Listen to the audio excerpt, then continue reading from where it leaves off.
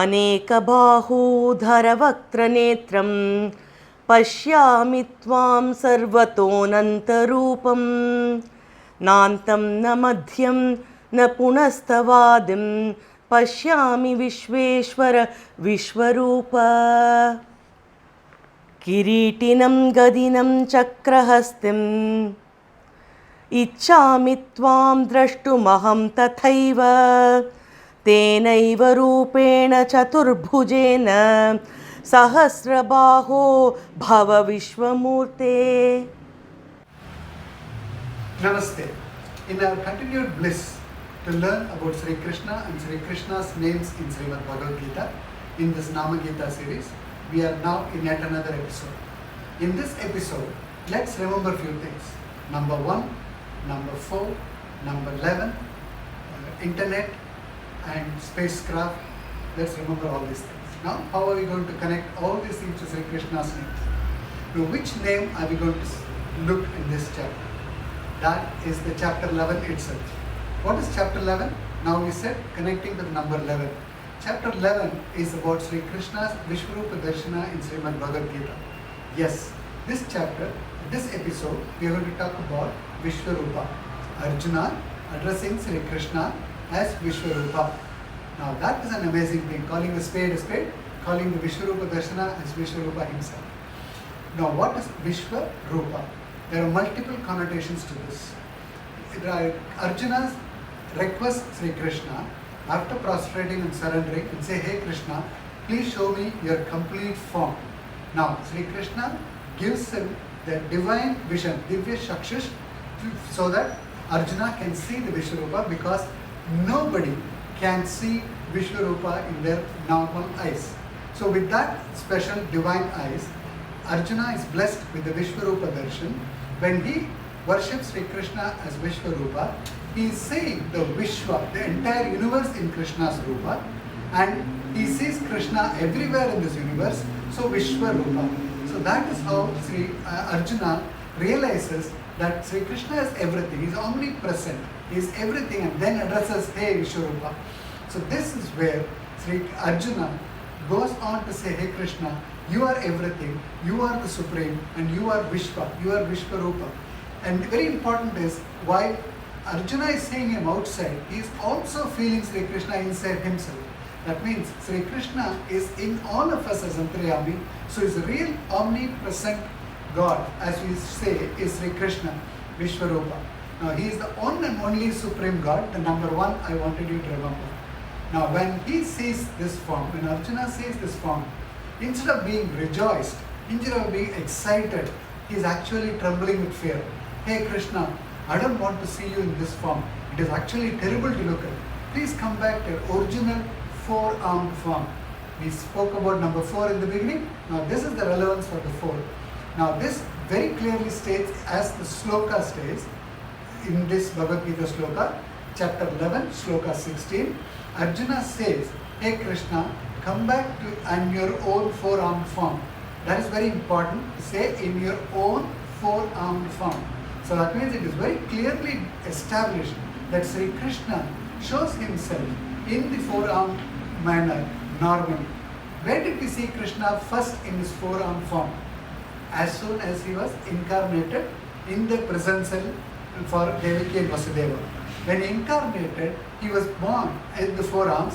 Devaki and Vasudeva were perplexed and say, "Hey, Supreme Being, please come back to two-armed form, because Kamsa will find you and you're going to have problem." That's the kind of love they have. They see God with 4 arms as a child, but they still think Kamsa will trouble him, but that's because of love. So instantly Krishna obeys and shows himself in 2 arms until Kamsa is murdered and assassinated. Krishna remained with 2 arms. After that he started showing up as 4 arms. So it is clearly established that Krishna was the divine incarnation of Sriman Narayana, and he was always with 4 arms. Now what did these 4 arms have? Obviously we know that he had the chakra, the panchajanya, the mace and the lotus flower. So the 4 arms he used it for this. So this is how Krishna was seen in the entire Mahabharata except for a brief period. Now we spoke about number 1, number 4 and number 11. All these are getting connected. The 11th chapter, four-armed Krishna, is what Arjuna wanted to worship back again.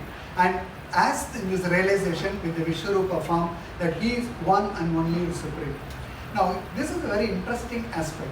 Most of us, particularly children of current age, challenge us saying, why should I go to temple? When God is omnipresent, we just said God is omnipresent, is Vishvaroopa. When God is omnipresent, why should I even go to the temple and see?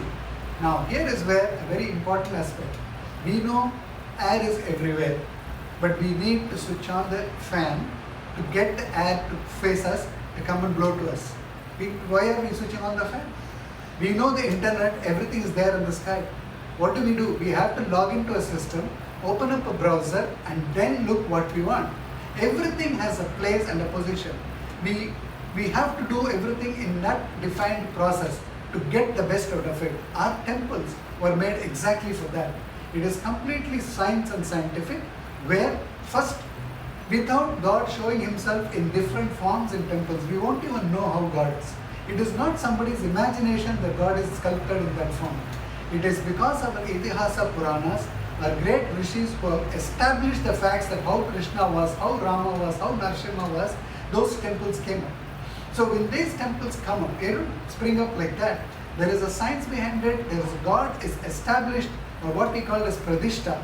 We don't say God is kept there, it is a Pradishta. Words in Sanskrit are so meaningful that we don't say God was placed there. He was Pradishta, that is what we call. So that means a stone gets supreme powers and becomes a murti from an idol because of the mantras and yajnas and various other things that goes into it. And he shows himself in his benevolence so that we can come and pray and create an environment of vibration, a positive vibration. That is why we worship God in a particular form, in a particular place. Yes, he is Antaryami, he is omnipresent, he is a Vishvaroopa. We can think of him at all the times, we can think of him anywhere, as we walk, as we get ready to work, as we sleep. But it is important to worship him in his place of worship, to coincide all our energy and focus on one place, one point, which is God. When we are doing multiple things, we can definitely sing his names, think of him, but the focus is on something else. But when you go to a temple, the focus is on directly on him, and that is what we are also doing by going to an internet or just switching on the fan. When air is everywhere, we still want it to focus to us. That is because of that. Then the space shuttle, very important aspect. I said space shuttle because we send astronauts to space. Do we pick them up the streets and send them? No. We condition them. We train them.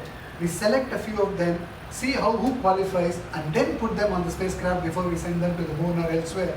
That's exactly what happens when the Vishvaroopa Darshana was given to Arjuna, when there were so many people and Bhishma Pitamaha is there, Dharmaputra is there, but Arjuna selects, Krishna selects Arjuna, conditions him over 11 chapters. He didn't even give that. From chapter 1 to chapter 11, he conditions him through various words of wisdom. Then says, I'm going to give you a divine vision. What is virtual reality today? We put on some glasses to see something else. That is exactly what Krishna gave Arjuna. He gave a divine vision to see the Vishvaroopa. But in spite of all this, Arjuna was not ready to see the full face of the Vishvaroopa. He immediately requests Krishna to come back to his original form of four arms. Just as that, for us to realize God, he is omnipresent, he is along with us, he is doing all these things as Vishvaroopa. We need to condition ourselves by daily rituals, by having darshan in temples frequently and thinking of him all the time. We should definitely thank Arjuna for asking all these questions to Krishna and Krishna's benevolence that he helps Arjuna with words of wisdom and his Vishvaroopa, where Arjuna says, hey Vishvaroopa, and then gives us the opportunity to see Sri Krishna through him. So let us recite Vishvaroopa and be blessed always. Namaste. Madhava Achyuta Krishna Hare Rishikesha